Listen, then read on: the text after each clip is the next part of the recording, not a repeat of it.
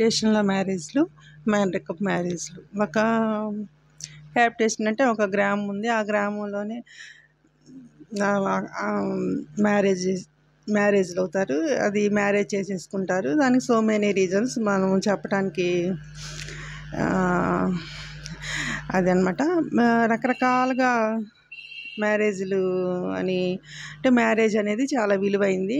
మన దేశంలోనే కాదు అన్ని దేశాల్లో కూడా మ్యారేజ్‌కి చాలా ప్రాముఖ్యత ఇస్తారు. అలా ఇదనమాట.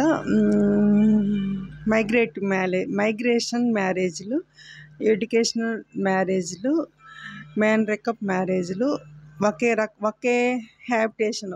ఒక హ్యాబిటేషన్ అంటే ఏం లేదు. అక్కడ గ్రామం అనమాట.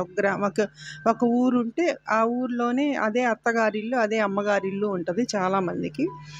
అలా ఇంకా వేరే ఊరు వెళ్ళటం, అమ్మాయిని చూడాలని మన కళ్ళ ముందే ఉంటుంది అమ్మాయి చూడొచ్చు అనే కాన్సెప్ట్ మీద ఆ ఊర్లోనే మ్యారేజ్ అనేది ముగిస్తారు. కొన్ని గ్రామాల్లో, చాలా గ్రామాల్లో అలానే ఉంటుంది. అది ఒకే హ్యాబిటేషన్‌లో ఉండే మ్యారేజెస్.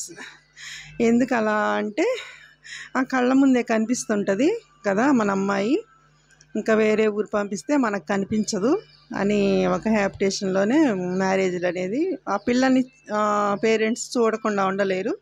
అందుకని అక్కడే మళ్ళీ వయసు వస్తే మ్యారేజ్ చేయాలి. ఏం చేయాలి, అట్లా చేస్తా ఆ మ్యారేజ్ అనేది ముగిస్తారు. కొన్ని కుటుంబాల్లో, ఫ్యామిలీస్లో వేరే ఫ్యామిలీ మెంబర్స్ని ఎంటర్ అవ్వనివ్వరు. మ్యాన్‌రికప్ మ్యారేజ్ ఏన్షియంట్ అనమాట, ప్రాచీనమైంది. ఎందుకు ఎంటర్ అవ్వనివ్వరో దానికి ఇంకా రీజన్స్ అయితే చెప్పలేము. వేరే కుటుంబ సభ్యులు, వేరే ఫ్యామిలీ మెంబర్స్ని ఈ ఫ్యామిలీలోకి ఎంటర్ అవనివ్వరు. అది ఏన్షియంట్ నుంచి ఉండేది మ్యాన్‌రికప్ మ్యారేజ్‌లు. మ్యాన్‌రికప్ మ్యారేజ్‌లో ఏంటంటే ఇంకా ఎవరితో పెద్దగా అవసరం ఉండదు. కట్నాలు మాట్లాడటానికి అందరినీ ఇన్వైట్ చేయాల్సిన పని ఉండదు. ఏ ఖర్చు ఉండదు. ఖర్చు అని కాదులేండి, ఇంకట్లా ఎవరితోటి పెద్దగా రిక్వెస్టింగ్గా ఉండాల్సిన పని ఉండదు మ్యాన్‌రికప్ మ్యారేజ్‌ల్లో వాళ్ళకి. ఇంట్లోనే అన్న చెల్లెల పిల్లలకి మళ్ళీ వాళ్ళ పిల్లలకి కలిపేసి మ్యారేజ్ చేసేస్తారు. ఇంట్లోనే బంధువుల్లోనే అలా మ్యారేజ్ చేసినప్పుడు వాళ్ళు వేరే వాళ్ళతో రిక్వెస్ట్గా మాట్లాడటం వీళ్ళకి తెలీదు, పెద్దగా అవసరం లేదు వాళ్ళకి. మ్యారేజ్ అయిపోయింది.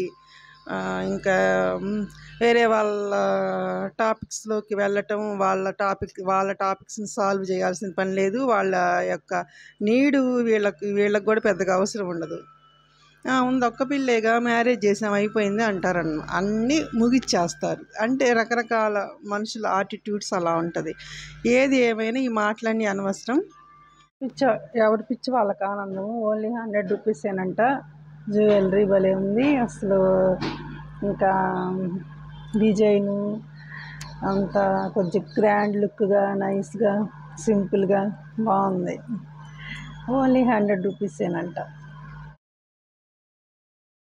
అట్లా ఏదైనా కానీ, మ్యారేజ్ అయినా, ఇంటర్ కాస్ట్ మ్యారేజ్ అయినా, ఏ మ్యారేజ్ అయినా కానీ మా వైఫ్ అండ్ హస్బెండ్ పేరు ఆధార్ కార్డులో, ఓటర్ ఐడెంటిటీలో ఉన్నప్పుడు వాళ్ళు వైఫ్ అండ్ హస్బెండ్ అవుతారు.